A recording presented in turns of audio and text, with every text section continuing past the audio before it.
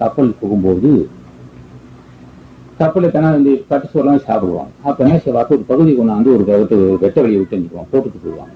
இந்த காக்கா என்ன செய்யும், கரையில காக்கா போய் அதை வைப்பாங்க. ஒரு குறிப்பிட்ட தூரம் என்ன செய்வான், அதுக்கு தெரியாது கப்பல் போயிட்டு இருக்கு. இந்த இதுல இருக்கிற அந்த உணவுப் பொருளை பார்த்துக்கிட்டு அங்கேயே இருந்துவான்.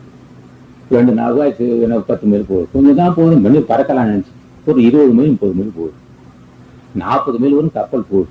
காக்கா விளையாட்டு காக்கா உட்காந்து ஆச்சு. மீண்டும் கரைக்கு வரும்னு ஆசைப்பட்டான்.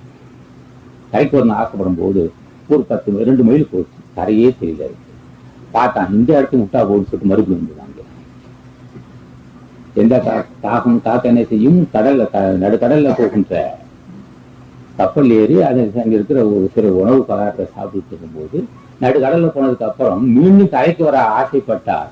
என்ன செய்யும், ஒரு குறிப்பிட்ட தூரம் போய் பார்க்கும், ஒரு 4-5 மைல், கரை தெரியாது. மறுபடியும் கப்பல் அந்த கொடி மரத்துக்கு போல வணங்கினேன், அழுவேன், கேட்டு பார்த்தேன், நடக்கவில்லை என்று சோர்வடைந்தாலும் அந்த காகம் எப்படி ஒரு 10 மைல் சென்று மறுபடியும் அந்த இது கொடிமாட்டை வந்து உட்கார்ந்தது போல மறுபடியும் வாழவே. ஏனென்றால் உன் தகுதி என்ன, இந்த ஒவ்வொரு ஜென்மத்திலும் யாரால் எந்தெந்த மக்கள் நேசா எந்த மக்களுடைய பிரச்சனையை தீர்த்து வைத்தாய் உடனே உனக்கு நடக்கிறது. யாரும் பசி என்றால் உடனே அதுக்கு பரிகாரம்